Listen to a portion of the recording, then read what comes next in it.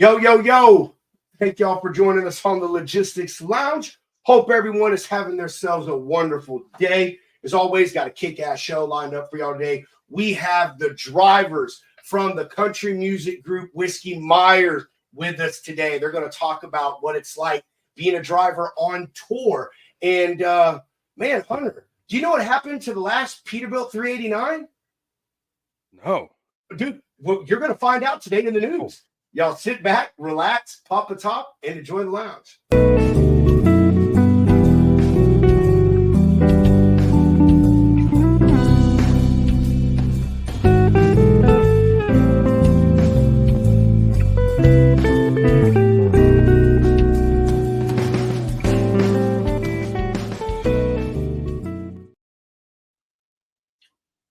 Mr. Howe.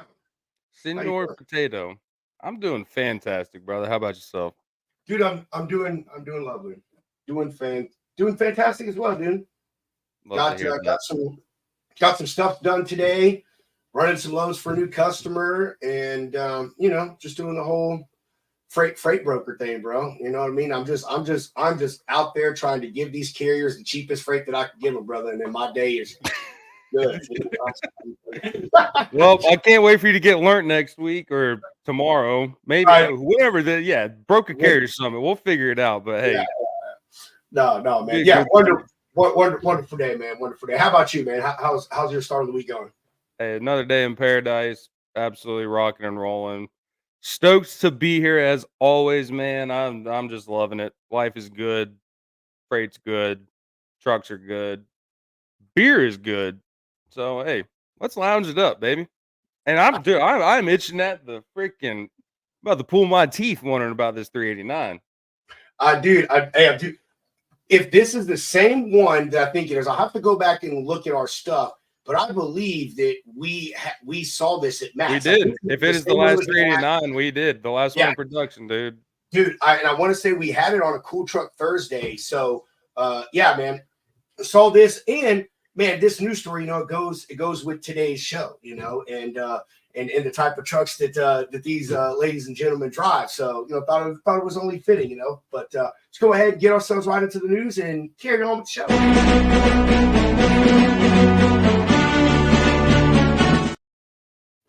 All right, the absolute last Peterbilt 389 ever built, a 2025 Peterbilt 389X, was auctioned by the manufacturer to Rush Truck Centers with a winning bid of $1.5 million.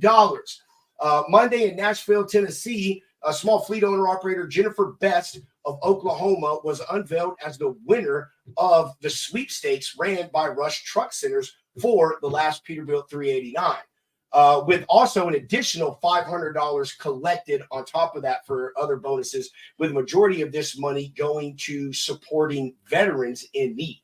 The Best, who are the folks that won this truck, they operate dump trucks and tractors pulling in dump trailers. The owner said, we mostly do road work. My family's done it for a while. My dad was in trucking. Her dad was in trucking. And when asked if they plan to put this truck to work, Shane said, oh, no, we are really going to keep this thing around and just let it sit for posterity. So this is a great thing, man. I think this is one of these trucks that we're probably going to see pop up at shows. I hope so. I was about to say, Oklahoma's not that far away from Nashville, man. Yeah, I mean, come on. You have the last 389, you know what I mean? So I think that it's going to be popping up at shows for the next umpteenth years. Maybe these kids are going to. Well, that's good to hear that it actually went to a family that is not going to dog it out and just, but hey, $1.2 million. If someone has 1.5 to loan just a little old guy here named Hunter from Nashville, let me know. I might go make an offer.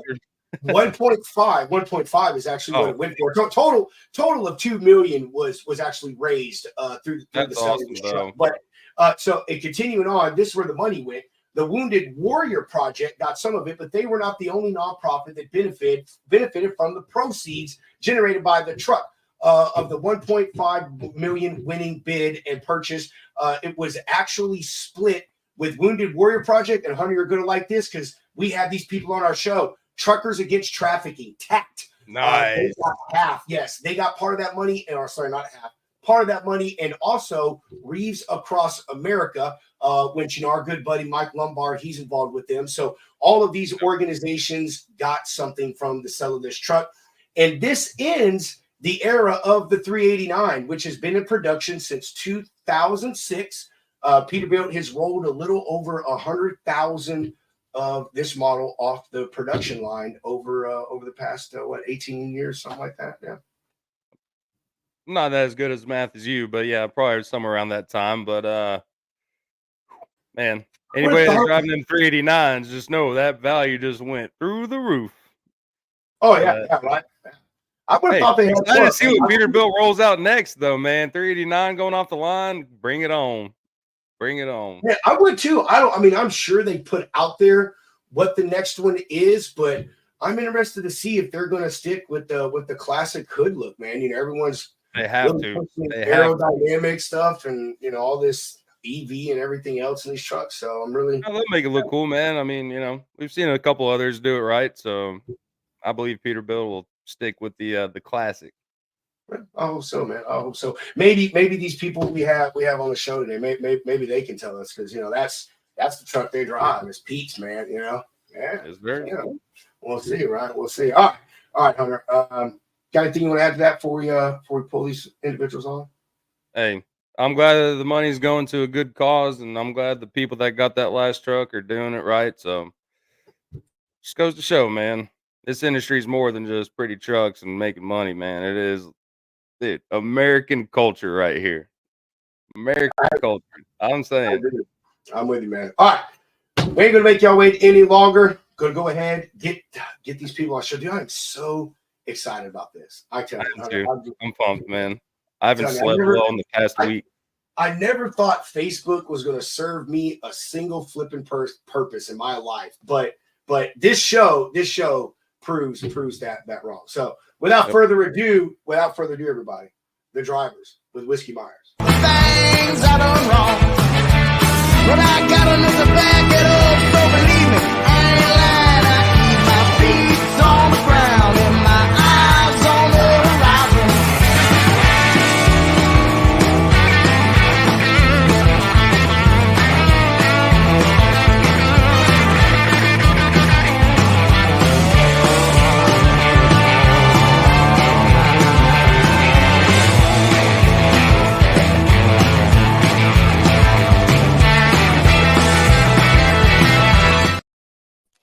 Some in here.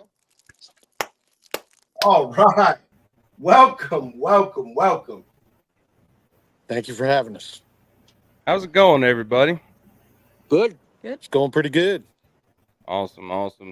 Well, hey, we just want to say thank you so much for joining us today. Sarah, thank you for responding to Pedro. I'm sure he looks a little crazy on Facebook, but you know what? We're excited to have you all on here. We're happy to be here. We're happy to be here. Well, at first we thought he was a stalker.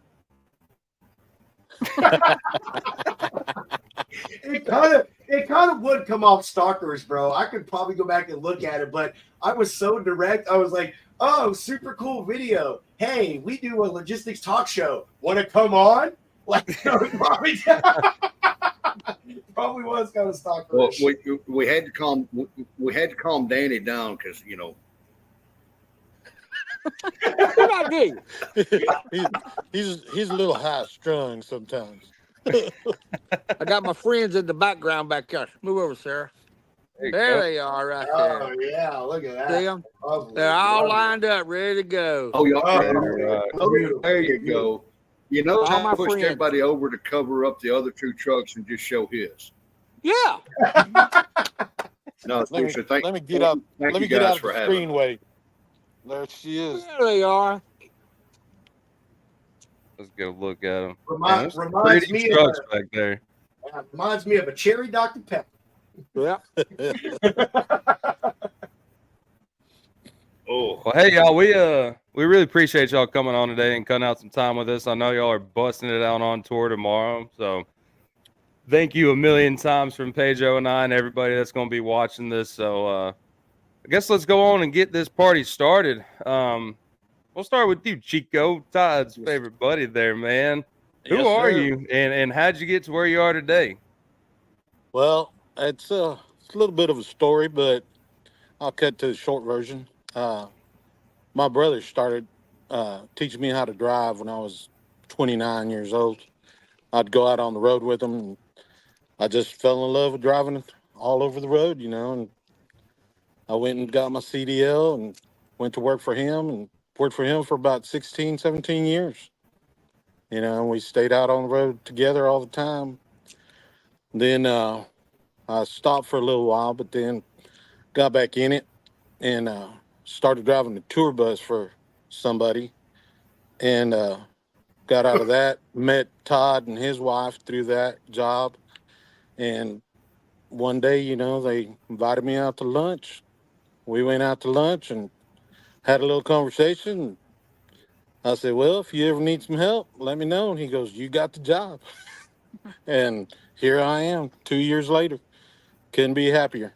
I love this job. I love the people I work with. And I'll tell you what, everybody is really good. Really good. They've been good to me. Real good to me. Hey Chico, if you don't mind, what did you haul before like the tour bus when you were working with your family member? What did you back then?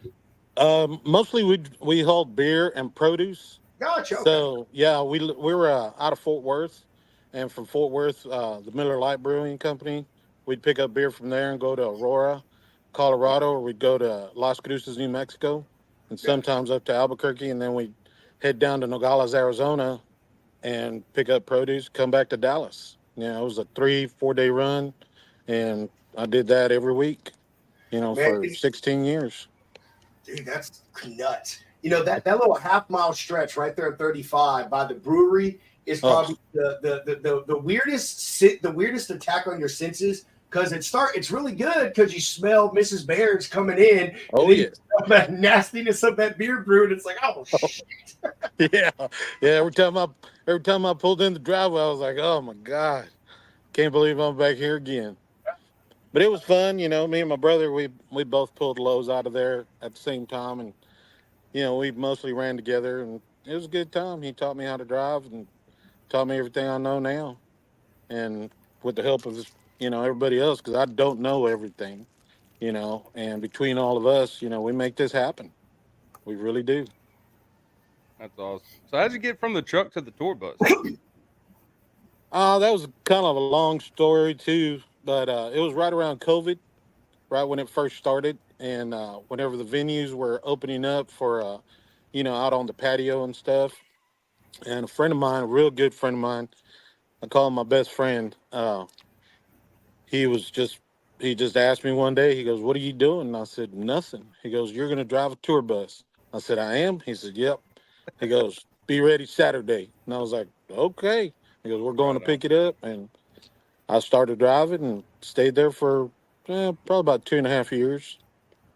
And met Tara, which is Todd's wife, and beautiful lady, wonderful. And then I met Todd, and she's asleep. We got that shit on record. Right? Yeah, that is all video. She's in the next room. She can hear me. Right now, but she, we became really good friends. She was the travel agent for the gentleman I was working for, and I talked to her, every once in a while, and we became friends. And yeah, whenever I quit there, I stayed at home, worked for a little while, and like I said, they called me up one day and they said, "You want to have lunch?" And I was like, "Absolutely." And I went over there, sat down, had lunch, had a good conversation, and I let them know, "Hey, if you ever need some help, let me know." And Todd said, "You got the job." I was like, "Wait a minute. All right, well, let's talk about this." And That's here awesome. I am. All right, Sarah. What about you? I was going to say ladies first, but Hunter, he's not a true Southern gentleman like I am. So I'm gonna hold my tongue about Texas for the time being.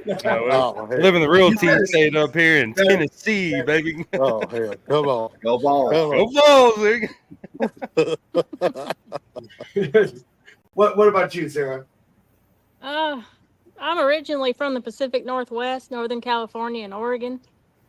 And I started out going to work for a company running a fuel and lube truck. I was a grease monkey for a logging company. Oh, cool. Yeah, you didn't have to have a license or endorsements or anything. So, How safe. yeah. So they told you. No, you just go Well, drive.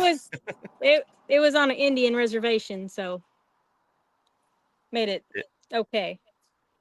But then I ended up moving out of there and started driving rock trucks and things like that, doing paving, and moved on up to a crane company and just started hauling heavy, wide heavy, mostly cranes and heavy equipment, and just kept on going. And then through my husband, he has a friend that actually works for Whiskey Myers as well, and he introduced us to Todd, and been working for Todd, and it's been an amazing job, amazing people. So the whole Whiskey Myers crew is just amazing. How'd you and Danny meet? I was having a bad day, and he made it worse. This is fixing to get so good. Oh no, we're gonna time mark this. We're gonna time mark this right now. Tell the story, sir. Tell the story. We met while I was driving, and he was just kind of showing me. I didn't drive much on this end of the country, so he kind of helped me out a little bit, and we became friends. We were friends for a while, and just kind of worked right into something. He tricked me, and there was this altar and a ring, and there I was. She just kind of Danny. showed up. So it sounds like Danny was a lot lizard at one point in his lifetime. I know how to drive a truck. What I'm hearing is Danny told Sarah we're going to go to Disneyland, and she ended up at an altar. There you go. No, it was just a friendship turned into more. He's fun. He's funny. He knows a lot. He's really smart. So figure why not. I have DMs that prove different, Danny. I'll show them to you after the show. Okay. All right. Yeah. Yeah. Did y'all meet there at Whiskey, Sarah? No. No. Oh, okay. No. We were driving for separate companies, and we just started talking one day. I was trying to do my laundry, and he I just asked you to do my laundry too, and you pointed at the directions on the wall. Oh, I love. That's exactly what happened. Damn. Then I blew a couple of tires on my low boy. And so I was out there rewiring the lights on the back of the trailer and stuff, and a couple of the airlines, fixing them. And he came out and tried to help me, and I was like, no, I don't know you. I was trolling the parking lot and found her underneath the trailer with a flashlight in her mouth. I said, "Can I help you?" She said, "Nope." But okay. Oh, that is a lovely story. One I'm sure you're going to love to just be able to tell, the generations after you. Oh yeah, he only keeps me around because I can fix his truck for him.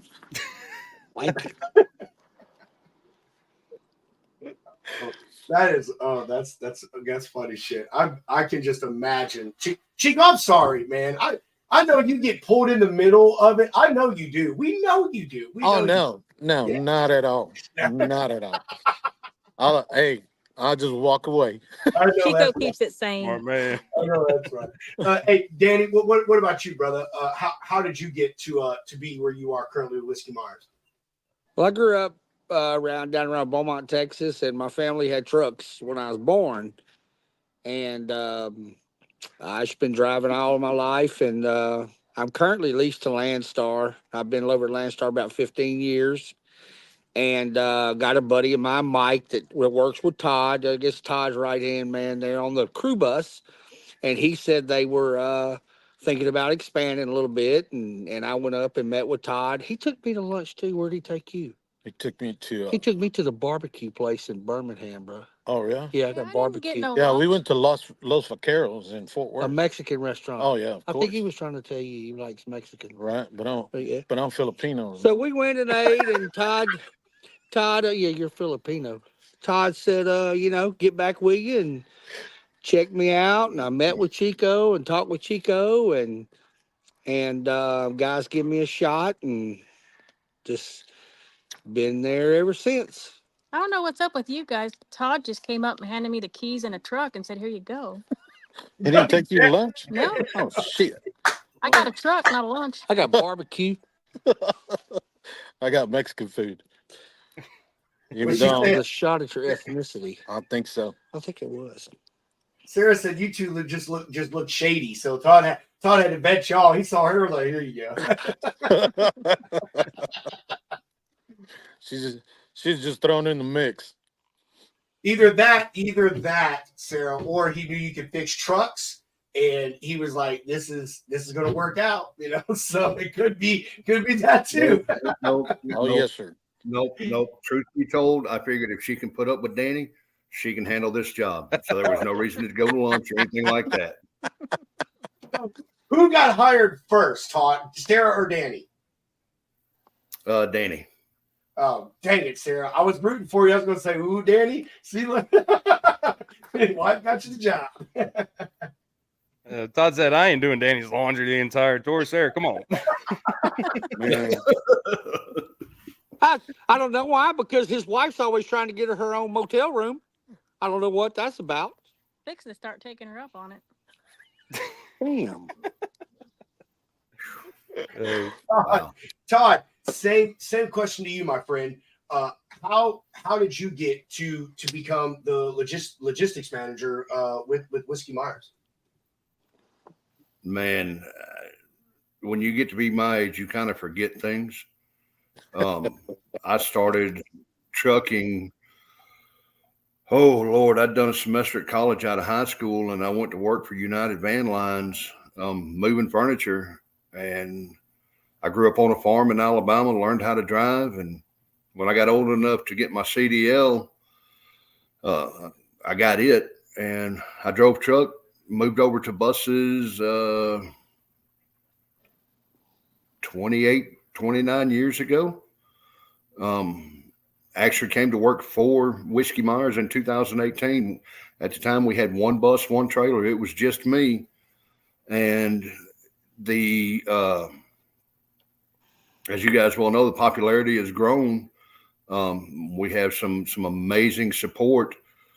And, we went to, in 2023, we had what I affectionately refer to as a truck and a half, which was Chico and a 26-foot box truck. And in 2024, we went to 4 tractor trailers, and that required our own DOT number and everything else. And management said, "You've been here longer than anybody else. You have a background in it, so have fun." And here we are. Man, that's crazy. And y'all have go ahead. Sorry, Tom. I got to brag for a minute, because the 3 you see sitting here with me right now, they do a bang up job. They make sure that our equipment is where it needs to be, when it needs to be there. We had an incident. We were recently up in the Northeast, and the guys we work for, they have said from day one that they want everything to travel together at night in case there's an issue. So the trucks got out of the venue before we did. I think we were in Rhode Island, weren't we? Bangor, Danny? Maine. Bangor, Maine. Yep. They had got out before we did. They stopped and got fuel, and as they were coming out, Danny caught a trash bag or something in the parking lot. Well, he popped some airlines. There's 3 buses coming up behind them, and I told Mike, who's my crew driver, or one of my crew drivers, that looked like our trucks, and we pulled over, and we had everything sitting on the side of the road while Danny was getting his truck back up and running so we could make it to the next show. So, I mean, those 3 that you see sitting right there, I couldn't do my job without them doing their job. So hats off to them. Thank you, sir. Thank Appreciate you. that. We do the best That's we all. can with what we got. Dude, hey, just goes to show again. I mean, like drivers touch everything. Yep. It's not even if you bought it, a truck brought it. Like if you watched it, a truck brought it. You know, like it is like trucks make the world go round. They well, at least what they do. Actually, they make the world go round. Absolutely. I forgot what I was so going to ask you, man. Hunter, go ahead and take it. Yeah. So, and this is a question for all of y'all, and it's really cool to hear what led you to here today. But every single person sitting here has driven on the commercial side, but now you're dealing with high pace, big deadlines for shows. So, what are some of the challenges with being a driver on music tours compared to traditional freight? Well, y'all want me to answer? Go. Well, I mean, one of the biggest challenges is, just getting out on time.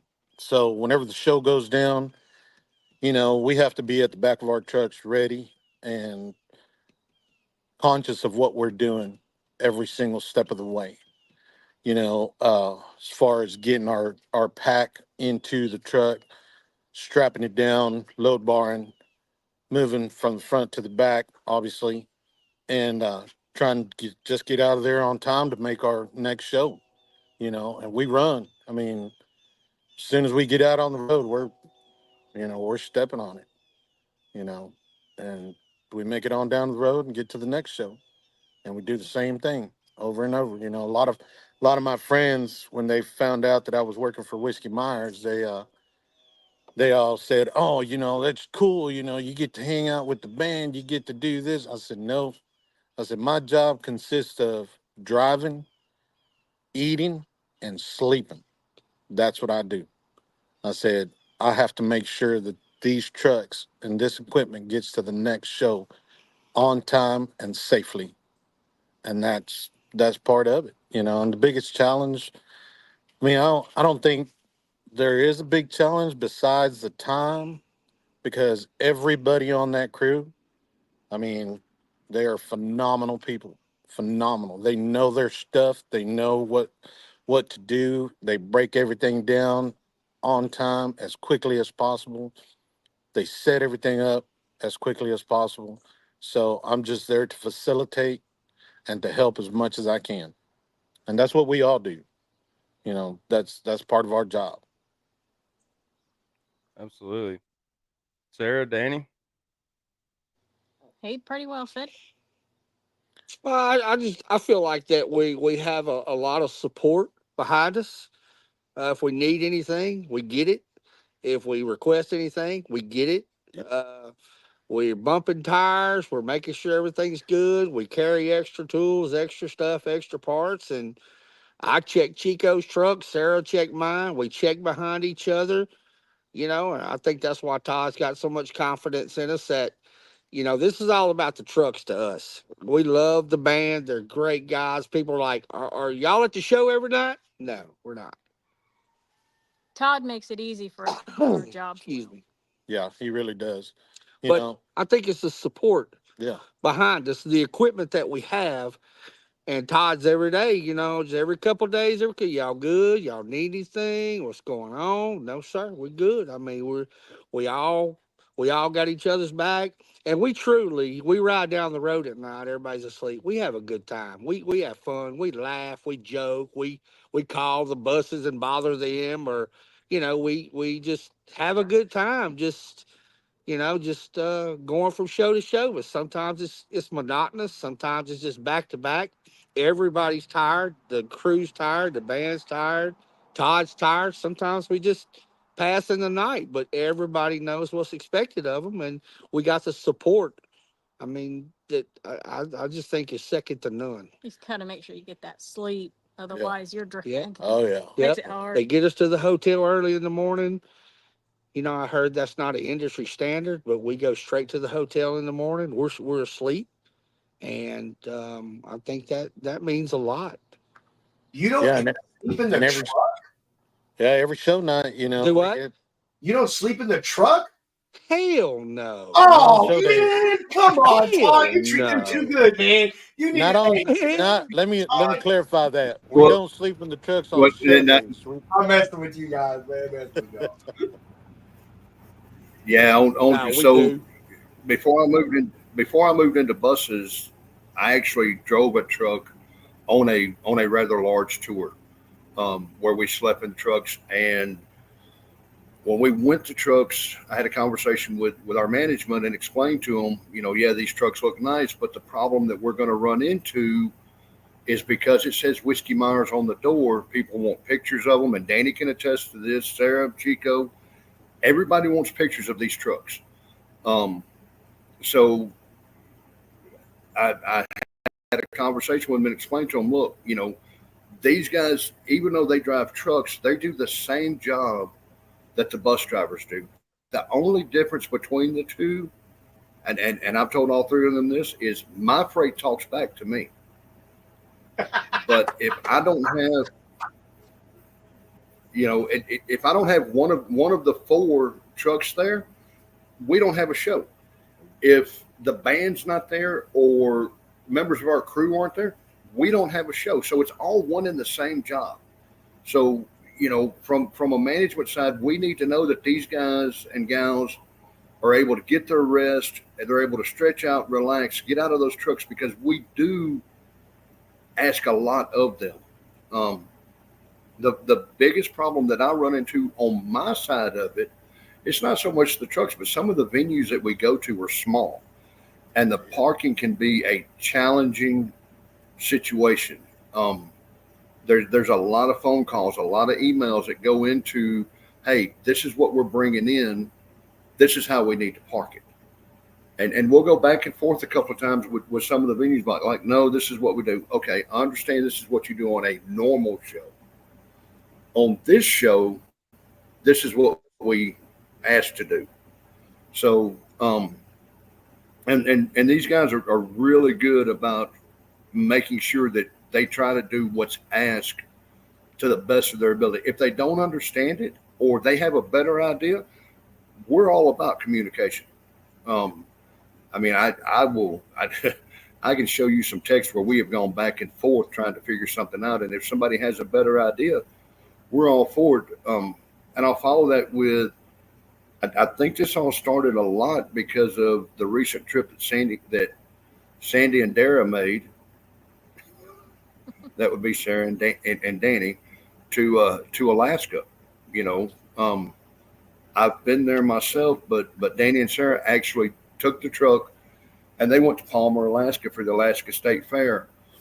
And based on their recommendations, we went out and bought stuff that they could potentially need, because they can now attest, when you get up into the Yukon Territory or the Northwest area outside of Canada, if you blow a tire, you're just shit out of luck. You're basically going to sit on the side of the road. So we went out and we bought 2 tires, had them mounted, ready to go. We bought a hydraulic jack. We bought an impact wrench, socket to be able to pull that wheel off, slap the other one on, and get them down the road. So again, without these guys sitting right there, I couldn't do my job. That is some insightful stuff, guys. I mean, I've never driven outside. I drove for 10 years. I've never driven outside the lower 48, but that's very insightful of y'all to think about those type of things. And I mean, it takes next level driver, to do that. I mean, we know we'll give Sarah most of that credit because she lived up in the Northwest. She knows how it can be in the middle of nowhere. I have to put in a little bit on that. Like Todd said, there was text messages, emails going back and forth, and with all that we had to get, tires, jack, impact wrench, we got a starter, we got alternator, we got everything that they would need, but we all three got together and figured all this out with Todd's input and help. That we needed this, we needed that, we needed belts, we needed fittings, we needed, everything that you could possibly think of if the truck broke down out in the middle of nowhere. Team effort. It was a team effort between all of us, and Todd leading the way, and we got together and we figured, we need this, we need that, just even if we have to limp it, to the next town or the next place or wherever we're. That was about 300 miles apart. Go ahead. Yeah, exactly. Yeah. Hell, there was a time where we had no communication for about 400 miles, Todd, that Todd was calling me, I was calling him. It was like, you heard from Danny, you heard from Sarah, they were out in the middle of nowhere. We had to pull into a RV park and buy their Wi-Fi just to get a hold of Chico, to get a hold of Todd. And then when we could get a hold of Todd, then we, would talk to him too. But we get a hold of Chico and just say, hey, we're okay. Everything's good. We're here. We expect to be here tomorrow. I'm going to tell you, Todd worked on that Alaska trip. God, Tirelessly. 2 months before he started letting us know he's working on it, but he's worked on it. We did 8,800 miles, 8,800, and never had a fuse blow out.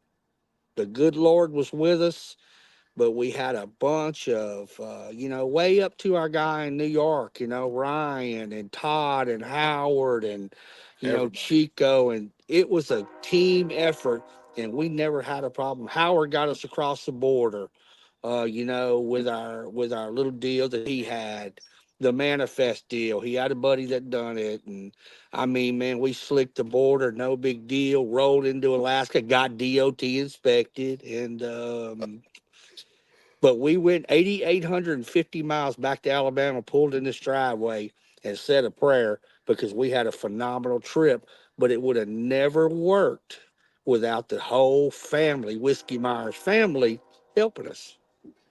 That's awesome to hear. One of the questions we were going to ask later was, what do you guys do to plan for, hiccups that happen along the way and delays, because I mean, everyone likes to think that, all these things with these concert stuff, they just go off without a hitch, but they're still trucks. These are still things with engines and tires, and things break and blow and all of this stuff like that. And so that's amazing to hear that y'all put that level of planning into this to ensure, not only that the show must go on, but also, you guys as drivers aren't out there stuck on the side of the road, waiting for someone to come and give you a battery, you know what I mean? Or give you a jump or something like that. Because we all know that stuff happens.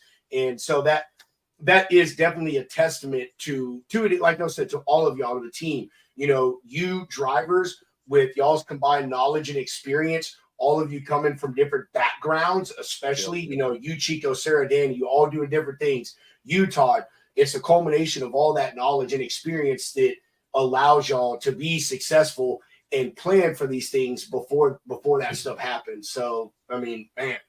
And I want to say too, like that's part of the thing that we do. Danny touched on it earlier. He'll check my truck. I'll walk around his truck. I'll walk around Sarah's truck. Sarah will check Danny's truck. She'll come walk around mine, because there's sometimes that we do miss stuff. There's sometimes that we don't see it, we don't hear it. So we make sure that all of our trucks are up and running. Everything's good, and I mean it's a combined effort, between all of us. It happened yesterday. Yep. Chico, wash all your air out of your truck. Well, hell, I didn't even see that. We go out there, we crank it up, we found a leaking airbag. So in the morning, we'll be changing an airbag. I mean, It's just everything we do. And that's why they're parked right there. We've been going over them. Yeah, I mean, it's not none of us get offended. If Chico walks up and says, hey, man, them lights look dull on them, dim on your trailer. You got a ground problem. You need to mess with your cord. All right, cool, man. Thank you. It's a family. Todd has set a precedent here that it's not an I, it's a team. And if you're not going to be part of this team and this family, you're not going to make it here. Yep. That's a big thing for people. If you're not going to be part of this team, If you're not going to be part of this team, I'll 86 your ass in a heartbeat. It's just like that incident that Todd talked about earlier. You know, me, Danny, Sarah, and the other driver, we pulled over. As soon as he got on the radio, he goes, "I got a problem." Everybody hit the shoulder, all of us at once. You know, That's I why had, I like I to had, get together. yeah, I had Danny's back. Sarah was in front. The buses come rolling by. They pull over one at a time. You know, we're already out there assessing the situation, looking at what's the problem. Busted airline. Get some tools. Get a knife. Let's cut it. Let's do this. Reconnect it. Let's get on down the road. You know, I think we spent all of maybe 20 minutes on the Maybe, side of the road. maybe. 20 minutes to fix that air leak and get back on the road and get on down. You know, guys. I know this show is about you, but what y'all are saying is honestly things that are long bygone for drivers. Period.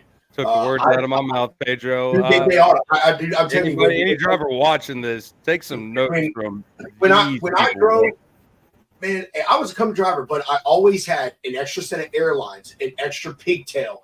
If the trailer had a tire carriage underneath, I made sure I had a spare tire underneath that trailer. I carry fuses, bulbs for everything, 2 fire extinguishers, and I knew how to fix certain things. You know what I mean?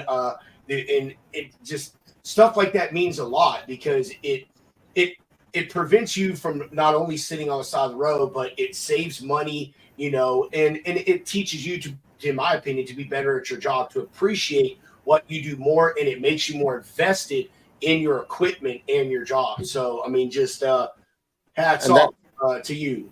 And that's one of the reasons why we take so much pride in these trucks, you know. And Todd is one of the big reasons why. You know, every time something, hey, Todd, go get it fixed. Get it. Todd, we need to go get it. Get it. Todd, you know, where we need some spare stuff, go get it. You know, every single time. You know, and that makes us as drivers feel confident that somebody has our back. Somebody has the ability to help us when we need it, you know, and we try not to bother Todd, you know, and that's why I'm the lead driver and they come to me. You said you weren't going to say that. Oh, shit. You said you weren't going to say Sorry about that. We work as a team. I told somebody today he was our lead driver. He said, "Quit telling people that." I'm like, "Well, you're my boss, man. Quit telling people I'm the lead driver." But you are. We're all a big family, you know, and being away from home, you know, it feels good to know that you can make a phone call and somebody's there. You know, somebody's going to pick up that phone and somebody's going to tell you, get what you need, do what you got to do, and get that truck back on the road. Yeah. You know, and that feels really good to know that. Well, I'm going to tell you, you know, and I know we're not talking about the band, but when them guys come off that stage and they say hello, man, you got some new chicken lights on your truck, Danny, that looks good, and they go on and go to bed. That's what's nice. Them guys like them trucks. And they like them to look good. They like them to be clean and washed. And, you know, they like those trucks. And that makes it a lot of fun when your actual band members say, man, them look good. Golly, guys, y'all are, man, them look good. I mean, that's nice, man. It just gives you... It gives you a sense of pride. Yeah, some pride, you know. We're proud of having these trucks. We keep them clean. We stay on top. I got pulled over coming up here to Alabama, 16 miles across the state line the other day, you know, on Sunday. And DOT officer just walked up the truck, looked at everything, and goes, "Man, this sure is nice." I said, "Yes, sir, it is." He said, "I'm just going to check your license and your paperwork." I said, "Yes, sir." Gave him everything he needed. He went back there, walked back up, and he told, you know, and I know he pulled me over just because it said Whiskey Meyer on the side of the truck, you know, because there was 3 other trucks that passed me, you know, and he just sat there and talked to me for a minute, and he goes, "Man, these are some beautiful trucks." I said, "We do our best, sir. We do our best." Man, he goes, Todd, that is a testament to, I mean, you already know, these drivers are amazing. We have said many times in our show, we talk drivers all the time, and we talk about DOT inspections, and we say the same thing. You got a clean truck, you're not getting nothing past paperwork, man. Because they know, like, if you take the time to polish and shine, they open that driver's side door and that floor is clean. They're not wasting their time. Because they're like, man, if they take this much time to make sure this thing looks this way, I'm not going to find anything wrong with this truck.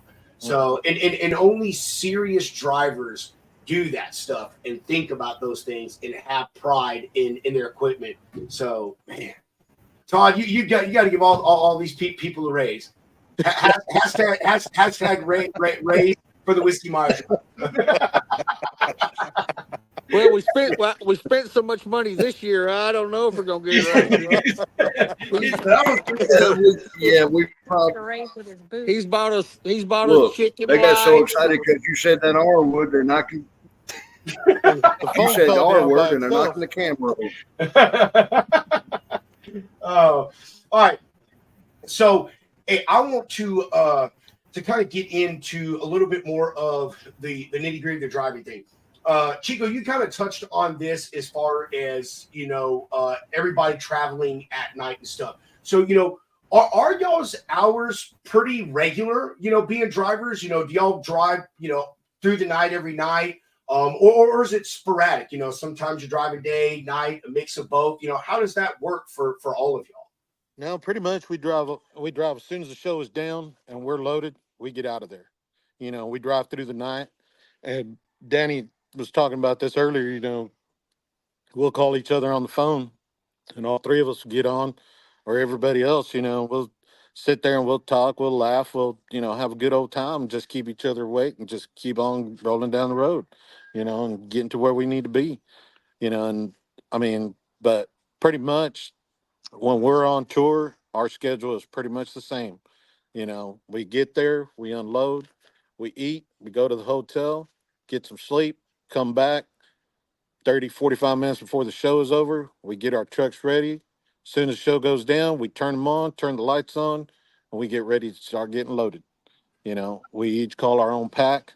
And yeah, like I said, we strap down, load bar in. As soon as we're done, pull up, shut the doors, and wait for the other trucks to get out of there. And pretty much we're all out and within 15 minutes of each other, 10 minutes sometimes, That's you know, pretty and good. that's why we all run together, you know. And most of the time, you know, I'll ride out in front sometimes, but I'm always the last truck to get unloaded, you know. So Danny's always the first truck to get unloaded, you know, because he carries all the motors and stuff. So he'll run out front, Sarah will run behind him, I'll run behind her, you know. And most of the time I stay back there just to keep an eye on stuff, you know. We had an incident on our way to a show one time. The car almost took off Danny's front hood, you know, and I saw it all. And, you know, that's why I'm there, just to see, just to make sure everybody gets there safely. Hey, There you go. Danny or Sarah, are they pretty good? Or I don't know who does it, you know, Todd or tour manager, whoever, but are they pretty good with setting up the next places to where y'all can make them in one shot, you know, like 500-600 miles, or do they really spread them out crazy, and sometimes y'all got a few days travel? Well, I think that we're never in a bind, really. From what I've seen, and that's a better question for Todd. You know, he's more into that planning and all. They never put us in a bind where we can't make it. Some nights we have to stay pretty steady. Um, but I think I think they're planned out really well. I think that gives us just enough time. If we had to, you know, we stop every now and then, get some coffee, whatever, you know, and we take off again. But some nights you got to stick with it pretty hard. You know, you got to go. So what's that prep like? Are you guys having to help unload, load in, load out No, any times? Just nope. no, sir. Yeah. We stand there and tell them where to put it. Chico's truck, golly, you know, he's got drum vaults and guitar vaults. And it goes here and does this. Now mine's pretty easy because it's all just heavy motors, and I take pictures. And that production manager stands at the back of that trailer. And when they start loading you, you better know where it goes, but you don't touch nothing. Nothing. He'll say, So- driver's going to strap. And they stop, get out of the way, you strap. You can tell them. I'm always bitching at them about hitting my walls, but Yeah, we take care of them trailers. yeah, I'm bitching. I steady bitching about my walls and my trailer, but other than that, no, we don't have to do anything. We strap, make sure it's tight, and make sure when we open the doors the next morning, it don't fall out on you. Man, how many straps do you think y'all use in a trailer? 6. Oh, okay. Oh, Damn well, it, Sarah, that was disappointing. I was hoping you would say 6 like to 8. 8. Darn, I was going for some crazy, ridiculous number. No. Well, see, the thing about that is the pack, like my pack changes like every 3 or 4 shows, because the brains behind it, which are the crew, they decide where this is going to go, where that's going to go. And like on my trailer, I use about 6 straps, 8 load bars, and that's it. They're full from the front to the back. Yeah, but they are full from the front all the way back. All the way back. What do y'all weigh, if you don't mind me asking? I'm probably the heaviest. I'm probably 73, 74. But these guys are not heavy at all. They're in the 60s. Yeah, I weigh 62.9, full of fuel and everything. Well, that's not bad.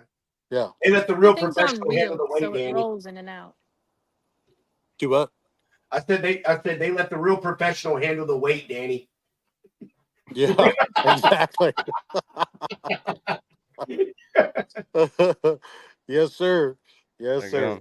So Danny, you brought up the vaults in Chico's truck. Is it like you got little compartments in there with doors? You put the guitars in, the amps, everything. Make sure they're safe, locked up, secured. Yeah, that's pretty neat, man. We're gonna have to get a picture of that at some point. That's cool. Each one of the guys, each one of the guitar players, they got their own vault with their stuff in it. They got clothes in there, and they got stuff in there. Yeah, they got the drum vaults, the guitar vaults. We got a little bit of PA. We got just a lot of stuff that is for the band on stage. I carry the risers, for the drums and the percussionists and the bass player, and the steps and all that stuff. All that gets assembled and disassembled, so I carry all that, and I carry some of Video World. It's on my truck. It's just a mix of stuff. He also carries a little amp. How old is it, Todd? How old is Cody's amp? That amp in that white box says Cody or Canon on it or something. How old do you think that is? 16 years old, if I had to guess. Yeah, I mean, them guys, that's them guys' personal stuff. When we brought it home from Alaska, I told Sarah, I said, you need to park it a little closer in the yard by the house where the dogs. And I said, man, we got all their stuff out there. Them guys it's out there in the front yard. Yeah, I'll tell you what, I don't leave that truck and trailer just anywhere. I always make sure that is secured, because I'm responsible for these gentlemen's personal property. Personal guitars, drums. And I would not be able to live with myself if something happened to that. I wouldn't. So You'd I'm be a very, broke very ass, careful. what you think. I am very careful with all So that would that equipment. be a payroll deduction type thing? I'm pretty sure. My 3 favorite words: payroll deduction. Payroll deduction. Hey, I'll be careful now. Pedro might have got you a raise, but don't get it taken back. Right. The fact that he just said that reminded me of an old boss that I had when I did construction. That was his favorite saying, dude. If you did anything, any stupid thing, man, he'd be like, payroll deduction. Payroll deduction, like everything was a payroll deduction. That's what it was. And at the end of and he was such a butthead about it. At the end of the week, he would come with some fake number and like, all right, man, you miscut two 4x4s, da da da da. That's payroll. Like he was serious about it. But it was funny to hear Todd said that. I had a flashback of that guy, man. He was that dude drank like a 12-pack of Dr. Pepper in the Texas summer heat every single day. No water. Pedro, they just gave me a great idea. I think I need to start carrying a tape measure and measuring the wheels on the cases to make sure that they're spaced properly. And if they're not, then that's a payroll deduction. Oh hell! But yeah, you can't do that on my trailer because my pack changes every other show. So Oh, you're just be a can't. broke ass is all you'll be. Yes, sir. Well, hey Todd, now that we got you back, we were talking about something before you hopped on the phone. The time between shows, driving time. So, what's your relationship like with the tour manager to ensure that you're not burning all of y'all out on driving hours and making sure that things are going properly with each location? Are you hand in hand with the tour manager to ensure that you guys are doing all right out there? Oh yeah, yeah. Chris, our tour manager, and I, we have a great working relationship to the point that he will ask me how much time we need to get from point A to point B. And keeping in mind running on ELDs with the trucks, if we get to that, before we get to that 8-hour mark, they got to have that 30-hour or that 30-minute break. So I have to factor all that in. And, I'll go to Chico and I'll go to Danny and I'll go to Sarah and I'll ask them, hey, how long is it going to take you to do this? So yeah, we've got a great, I've got a great working relationship with Chris. Most of the drivers have great working relationships with him. But he's very open and receptive to the fact of, hey, I need 8 hours to go from point A to point B.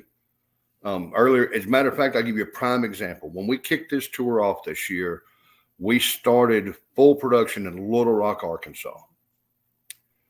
Our next show was in Park City, Kansas.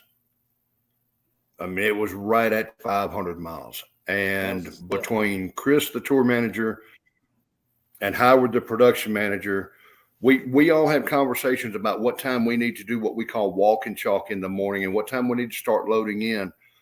And I tell them how many miles it is and how long it's going to take us based on a 65 mile an hour average to cover that distance.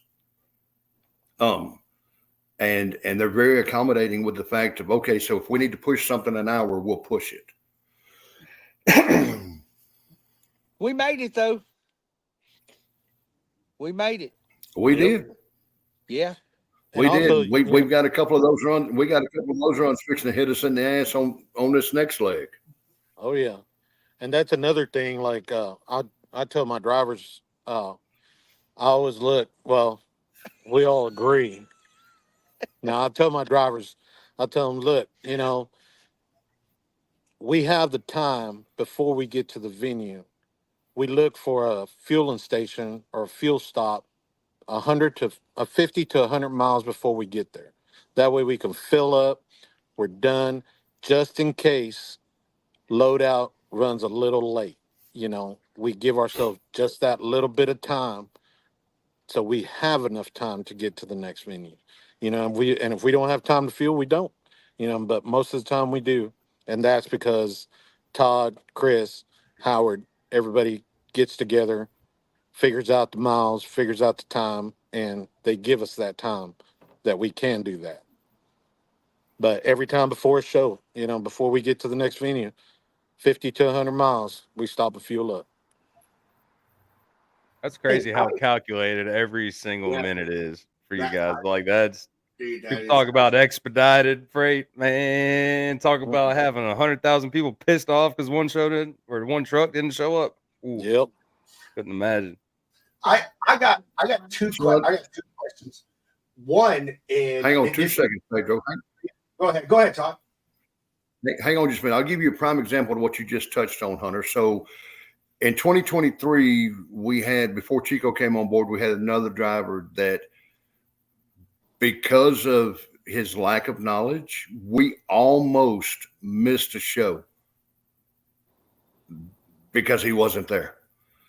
Now, I don't know, numbers or anything, but I know that we got down to within 10 minutes of him not being there, and we would have had to cancel that show. Oh, man.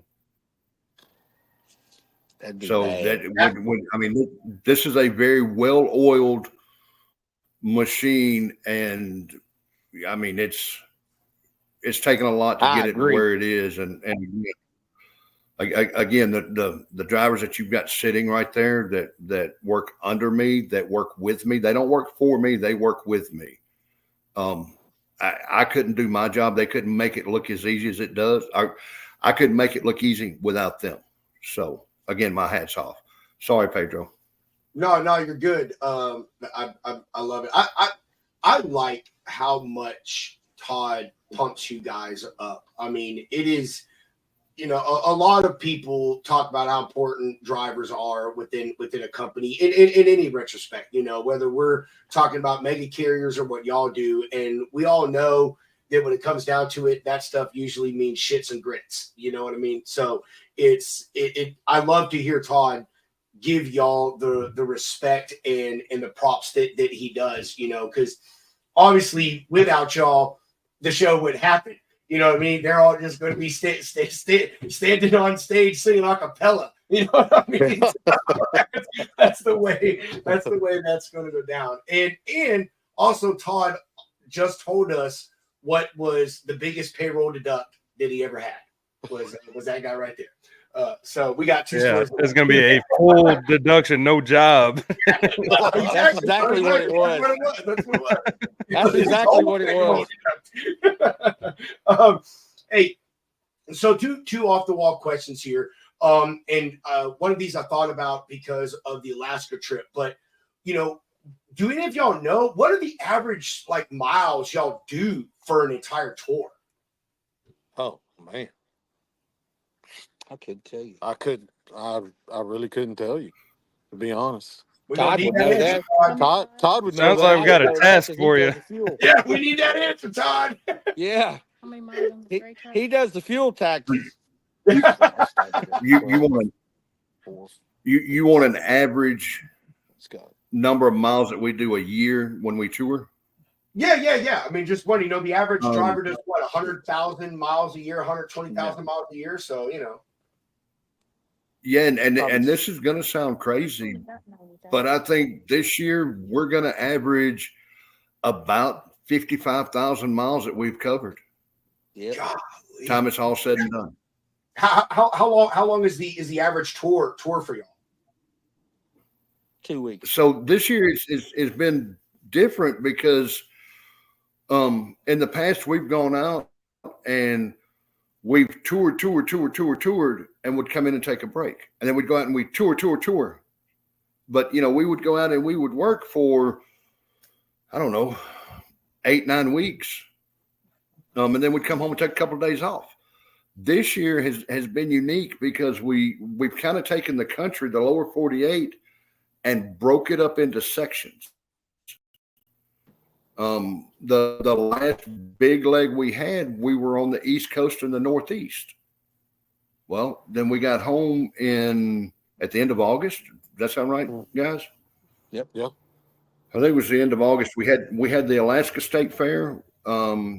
We had a festival in Louisville, Kentucky in September, and now we're fixing to hit it for the last leg of the tour for the year before we go into an acoustic tour in December, which is 5 or 6 days. So it all depends on our booking agent and our management and the guys at the top and as what we do mileage wise. But this year it's probably going to be 55, maybe 60,000 miles. That's a lot of ground to cover in a short amount of time, though. It is. It is a lot of ground to cover. Yeah. Put it all together. You know, y'all are out there a third of what the average driver is, and you're doing a half of what they do. So that's pretty outstanding. And that's one of the reasons why, like, we all work together, you know, just to make sure that we have enough time, because if one of us breaks down like we did, you know, we have enough time to get whatever we need to get done and get back on the road. You know, that's why everything is so precise. So, you know, depending on what time we get out of the venue, how fast those trucks get loaded, how fast we get to the next venue, how fast they get unloaded, you know, so it's just a lot of teamwork, you know, a lot of effort gets put into it. man. Absolutely. Such amazing stuff, man. We could talk to y'all for days and days and days. But this is the first. This is the first of many. But hey, talking about trucks and miles and all that stuff. Todd, do y'all own the trucks that y'all have? Are they leased? How does that work for y'all? And is it common for bands to own their own equipment?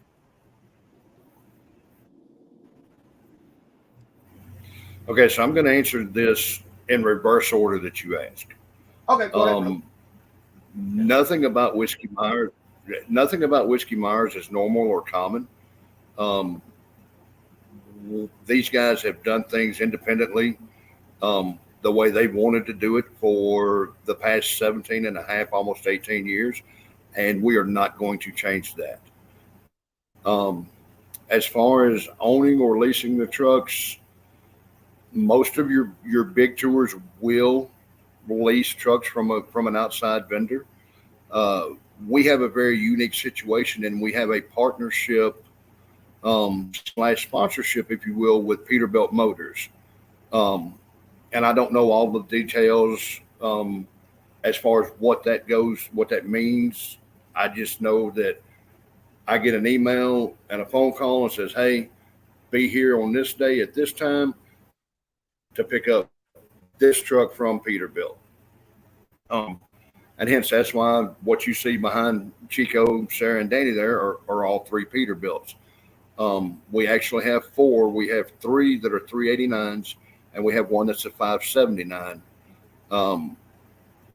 But it's kind of it's really like I said, it's a really unique partnership with Peterbilt Motors, and the fact that they entrust us to promote their brand and ride around the country in some pretty badass trucks. There's not one of those trucks sitting there that is a plain Jane, that's just a plain Jane truck. They're all pretty well decked out.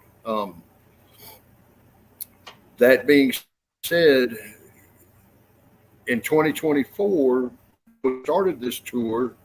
Yeah, there you go. There's a great shot of it. I like that. When we were putting this tour together for this year, initially we were told that we were going to use sport truck. So Peterbilt, they, in the deal, again, I don't know the specifics on it. 3 trucks were presented to us. When we saw the need for the 4th truck, obviously we could have gone out and bought another brand, but because of the loyalty that we have with Peterbilt and the faith they have in us, we went out and we purchased another 389. That would be the blue one sitting back there. So again, I mean, we couldn't do this without the support that we have from above us, from our manager to our booking agent to our accountant to the guys that get on stage every night and play in front of our fans. But we sure couldn't do it without the support of our great sponsors and that being Peterbilt.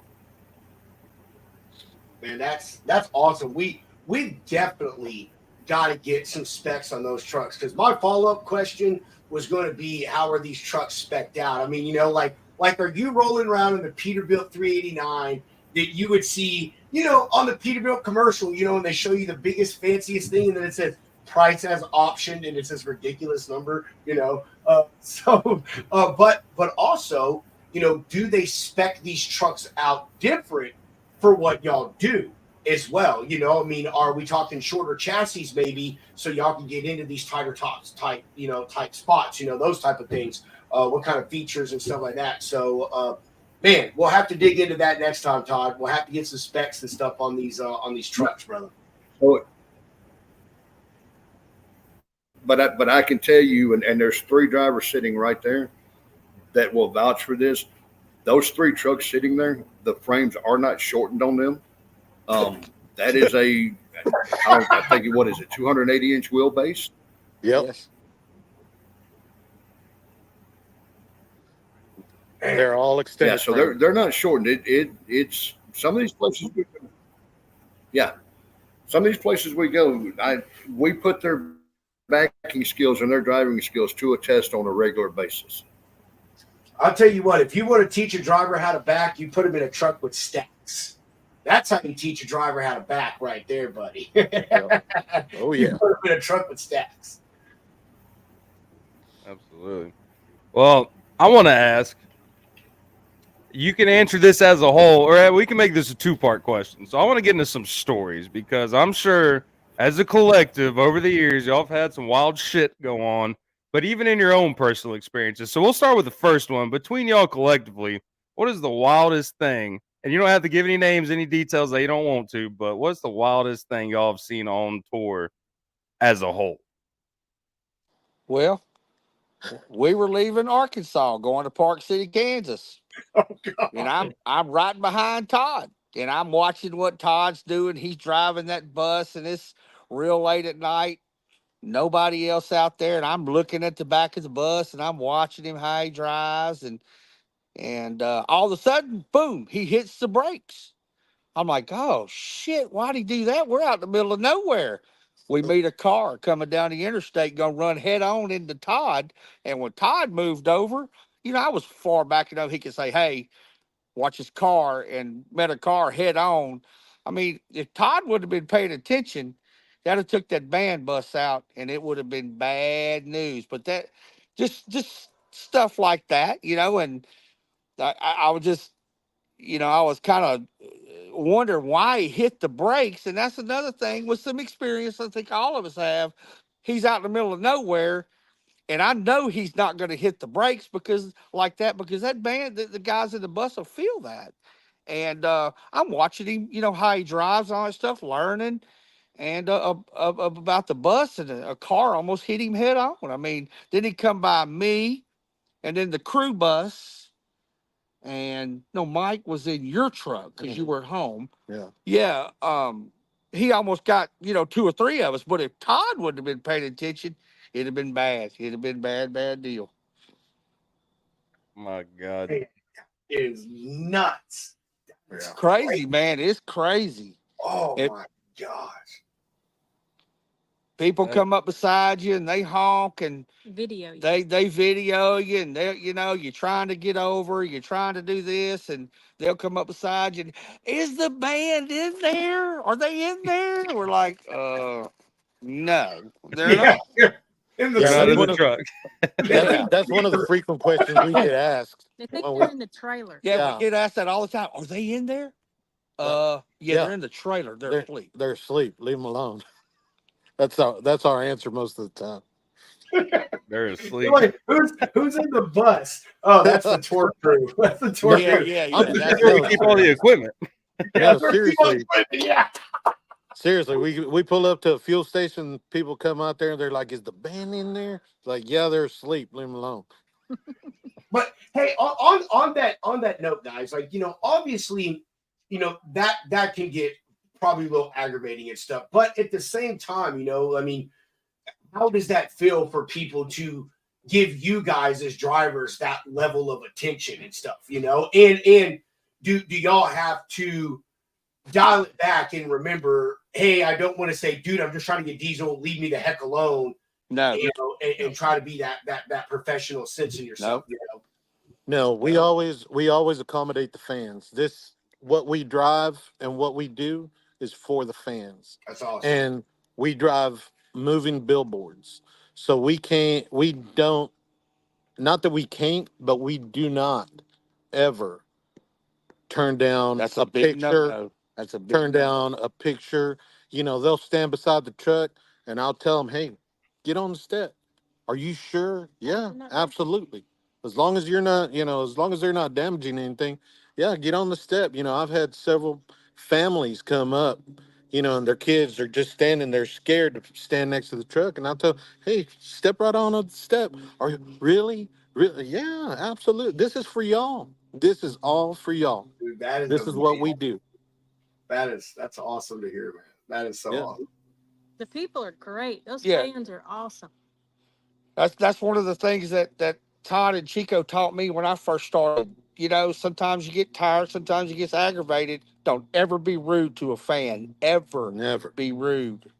especially kids. We had a little incident. I forget where we was, and the guy got a little ugly because I was blocking the road, and I just ignored him. Todd went out there and did what Todd does, and I moved on about my business. I didn't have to engage with him, but we engage with fans On a every regular show basis. because Whiskey Myers has what seems like one of the loyalist fan bases ever. They drive thousands of miles just to see these guys, and we let them take pictures with the trucks. We just try to make them. And if we got extra stuff to give them, we give them stuff, but sometimes we don't have things to give them. But it's always please take pictures with the trucks, and go back and show everybody because we're really, really proud of Yeah. the trucks, the Even- Peterbilt brand, Oh yeah. and the trailers they bought us to pull and the wrapping the trailers and all that stuff. You roll into Sioux Falls, South Dakota when the sun's coming up and it's really pretty morning. All them trucks come through there lit up, and Whiskey Myers, and everybody's like, "Good Lord, man!" It's just a super super cool sight. Yeah. That's There is awesome. no sneaking anywhere. No, That's- no, no, There- no. There's no sneaking around anywhere. They're lit up like Christmas trees. Yeah, when we're rolling at night, man, it's a sight to see. Yeah, it's pretty. It sure is. It's a cool sight. That is that. And I'm picturing it right now. Just this convoy going down the highway, man. Yep. Yeah, dude. Yes, like That's I'm real in my good. mind's eye. Just this beautiful Yep. convoy of chicken lights rolling down Oh, the yeah. highway at like 70 miles an hour, dude. Oh my Yes, gosh. sir. I love it, man. Yes, sir. Yeah, the 3 buses all lit up. Then here comes all of us. It's like, man, Whiskey Myers rolled into town, man. This is going to be cool. And 9 times out of 10, we have great, great people that engage with us. And like I said, that was one of and I didn't know because, you own your own truck for so many years. You get people. I got a super nice truck. People want to come and look at it. Sometimes I'm tired. But in this business right here, don't you be ugly to a fan. Yep. Oh, no. Even in the time crunch when Yeah, we're leaving the venue and there's people still hanging out, wanting to take pictures of the trucks moving out, stuff like that, or when we're still sitting, they'll come up and they're like, "Hey, do y'all mind if we?" No, absolutely not. Even if we are in a time crunch, we take the time to let let the fans know that, hey, we have time for y'all. We Dude, do. that's special, because I know y'all know what I'm about to say, but like that gives them a connection to the band. it You know, does. absolutely. You're right. it makes them, even if they didn't get to meet them, talking to you guys and getting 10 minutes of your time and some pictures, and one of you sharing a funny story or whatever, it drives that connection and grows that fandom. You know what I mean? And Chico, you said the kids, man.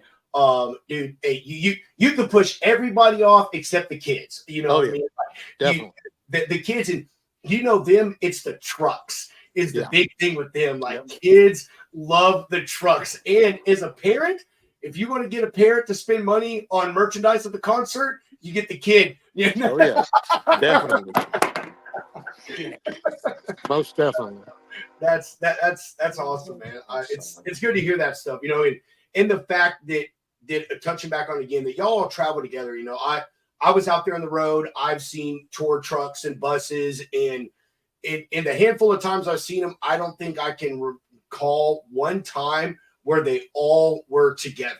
It was the bus on its own, and then maybe one truck, and then 30 miles later another truck. Like they're all just staggered, and so I think that's really important because that also, like, it brings that team mentality that y'all talked about a lot, with not just y'all but the band as well. I think them seeing y'all do what you do every day and being a part of your little convoy and traveling with y'all when you have issues, they pull over. It also invests them into you guys as well and shows them, hey, without Chico, Sarah, and Danny, like our show does not happen. We are not doing this without these 3 people and Todd And I just say Todd because you're not poor Todd. You just drive the bus. Well, without Todd, it wouldn't happen either. But so that's, man, I love this, man. It's cool. So to hear you just think that folks in y'all's position, it's just this kind of a big divide that, you know, the band and the office people and stuff, they do their own deal, and then it's just the drivers pulling up the rear, you know, and doing their little stuff. So no, we're all in this together, and we're a family. We're not just a team. We are a family. That's right. You know, all we have when we're out here is each other. We don't have anybody else, you know, and without Todd leading the way, you know, and knowing that we can call him at any time and say, hey, Todd, this is going on, and we'll figure out a solution, and we'll get to the next venue, and we'll do what we need to do, but we will be there. Happened the other day. Yep. Chico had a bad tire. Called Todd. Todd's asleep. He said, handle it, and hung up. And we handled it because we knew what he wanted us to do. Go get a damn tire put on the truck. Yep. You know, and we left that night. We got sleep. We left that night. No big deal. He just says, handle it. You got a credit card in your pocket, do what you do. Yep. And that's what we did, you know. But we are a family. Oh, you know. yeah, that's Out number here, one. we are a family. That's number one. We all take care of each other. that's it. I love y'all said that a million times, and I just like it every time you say it. And you know, and Todd, it goes to speak to you a lot as well of how serious you take things as a logistics manager. You know, just what Danny said. You know, you're like, dude, why are you calling me? You got a credit card. You already know what I'm going to tell you to do. Just go get it fucking done. Yep. You know what I mean? Like the fact that you have been very selective in the people that you've chosen, even though some of them got better lunches than others. We're not talking about that. It speaks volumes to you, Todd, you know, of how selective you are with the people that you bring on the team. And, you know, you make sure that you can trust them, and they're not going to be a worry to you or the operation. Yeah, well, I mean, you know, like I said, I couldn't do what I do without the three sitting there. And Danny's right. I mean, part of the thing is I just need to be informed of what's going on. Yep. So when I get a phone call from above my pay grade asking me, hey, why did we do this? Boy, I know what's happening. Yep. But hey, man, you know what, guys? This has been awesome. I can't thank Sarah enough for taking the pictures and putting them up. And, you know, our tour photographer, Chris Pogue, and the stuff he does. And I mean, Peterbilt Motors and Danny and Chico. And man, I feel like I'm at a music awards show, and I could sit here and ramble on forever and ever and ever thanking all these people. But you know, it's kind of getting late, and I know you're going to find this hard to believe, but I got some logistics shit I got to go do and deal with. So Imagine tell you what, Imagine that. yeah, imagine that.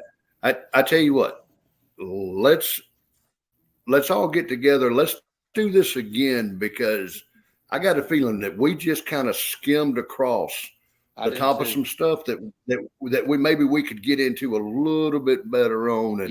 And who knows, maybe I can get a special guest to pop in. Not saying that I can. Hey, but I who told you, knows? This is the first of many shows. I mean, it really is. You know what? Hunter and I really tried to shine a light on the craziest parts of logistics.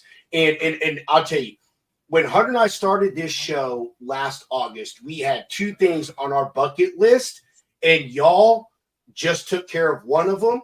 And we're only going to say this because you never know who is connected. Our second bucket list is Elon Musk. So that was the two things. We wanted to get drivers on from a touring signed band, and we wanted to get Elon Musk on the show. So you guys just help us check off something from our show bucket list. Elon just left too. Elon Dang just left. Dang He it. drove off a few minutes ago. Drove off. Darn it. Son of a He God. was sitting right over there Yeah. watching. He was like, Bullshit. "Way to go, guys! Way to go!" Shit. He You just should have. You should have said that to begin with. We would have got him on for you. in one of them little funny looking little pickup trucks. But we're excited, and Todd, I don't know where the rest of them live, but you and I, in Texas standards, we live way too close together. I mean, I told you my aunt owns a dental lab like 10 miles away from where you live, man. So we're definitely all going to have to get together, and I don't want Mexican food. I want some barbecue like Danny. Okay. Hey, you know what? In that You case, want me to if tell you you want something? barbecue, go ahead, Chico. Sorry. I was going to say you want some real Mexican food. I just cooked dinner for all of us just a little while ago before we started all this. I'm hungry. Oh my Yeah, God. I made some authentic chicken and rice, salsa, and guacamole. Oh no, you didn't. Oh my Lord. Oh. See, you notice Chico didn't say guacamole; he said guacamole. I The will rednecks around here still don't understand him. He went in Walmart and I said, "Well, I want some guacamole." They was like, "Sir, what's wrong with you?" They said, "Did you bring your interpreter with you?" Yeah. Right? Man, Danny, Sarah, Chico, thank you so much for doing this. Yeah. Hunter, Pedro, thank Yeah. you so much for having us Thank on. y'all. Man. We Y'all greatly are the appreciate true it. rock stars of the road. Like what y'all do is incredible, and Well, can't wait to do it again. Well, like I said, Yeah. if it wasn't for Chris and Todd and Howard, and especially them band guys are great guys, and they love these trucks. If it wasn't for them, we couldn't do none of this. Couldn't do none of it. Absolutely. Well, if it wasn't for y'all, they couldn't do any of it either. So Damn. keep that in mind. There you Yes, go. sir. There you Hey, go. thank y'all All right. very much for Thank having us y'all. on the show. Todd, thank you, sir, for everything you do for us. We really do appreciate you. Also from Peace Sarah, who out. I'll never see got you in lunch. Atlanta. Hey, hold on, guys. Hold on. We have one final question for everyone before you go out. We know y'all losing light. This will take 30 seconds. But Danny, I think you already said yours. And y'all can go whatever order you want. But does anyone have any exiting comments, questions, concerns, updates, or plugs for sponsors, band, or yourself? Oh man. I just think Peterbilt has been super. Todd deals with all that. We get to drive them. These are trucks you can buy off the lot. Mine's a Pride and Class flat top. Sarah's is a beautiful flat top with all the interior done.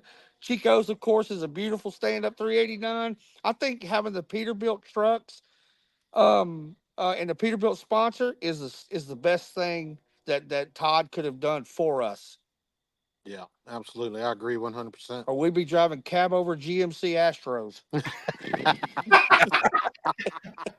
We can't forget With Uncle the push Chicken's- button there, start. Yeah, we can't forget Uncle Chicken sipping whiskey and Miller Lite too. Love me some Miller Lights. yes, sir. There you go. And that's Absolutely. not I a need to plug try on the my Uncle end. I just really Chicken's. like Miller Lights. Well, we're about to go have a few ourselves. That's right. That's right. Absolutely. Well, y'all, we appreciate it again. Thank you so much. Chico, what about you, brother? Then Todd will take you last. What about you, Chico? Oh man, I just, it's not a plug or anything. I just sincerely appreciate Whiskey Myers. Yep. Yes. Yep. I agree. sincerely appreciate them gentlemen and Todd and Chris and Howard. When I tell you it's a family, it's a family. I've never really had a job where I enjoy leaving home and hanging out with these Oh, people. I never really have. And this job, it brings me joy. It brings me happiness. No drama, no bullshit. Just Get out here, do your job, and drive. Well, we know what we got to do. Hell, Yeah. I mean, we know our business. Stay in your lane, do your thing, and move on. Yeah. Love And that. that's We don't hear nothing out of Todd. I don't hear from him for a couple of weeks. I call Chico. Todd mad at me? No. Chico says no call is a good call. As long as Todd ain't calling, Yeah. we are Yeah, good. Yeah. We are good. We were driving down the road one night, and we were leaving Reno, Nevada, right? And Todd calls. I was like, "Oh shit, Todd's calling." It's Todd. I was just about- Todd, I answered the phone and said, "Yes, sir." He goes, "Y'all three still going down the road talking shit?" And I was like, "Hell yeah." You know, I was just about to tell Todd, now you know when you call what all three of them say, oh shit. That's the first thing I say is like, "Oh shit, Todd's calling." So if I call one of these three at night, it's like calling a party line from the 1980s because they're all three on the phone. We're talking. We're talking about it. We're talking, we're laughing, we're joking, going down the road. That's Oh, so yeah. freaking awesome. Oh, that's so freaking awesome. Todd, hey, what about you, brother? Any final questions, comments, concerns, updates, plugs? Man, again, I appreciate you guys having us on. I appreciate the team that I've got working with me, because again, like I said, people don't work for me; they work with me, and we're either going to do it together as a team. We're going to ride or die. That's the way it's going to be. Right. That's right. But again, a huge thank you to Peterbilt Motors for all their support and believing in a bunch of rednecks from East Texas. I mean, how cool is that? You know, Yeah. believing in a bunch of rednecks from East Texas and saying, "Here you go, guys." So, and you know, we've got great sponsorships with Miller Lite and Uncle Chicken Sipping Whiskey, but we couldn't do any of this without Peterbilt. That's right. Absolutely. Man, I don't look good in GMC Astro. No, me neither. I just don't look good. Hey, look, hey, I'll take the Keep on. Those are antiques now, guys. Let's be Like a real, big right? fish Those Keep are bowl. on. Danny, I'm gonna show up in Atlanta with a GMC Astro with a push button air start for man. you. Keep on. Come on. Hey, if that's bro, the case, I'll see y'all tomorrow. Yeah, I'm sorry. You gotta witness this real time.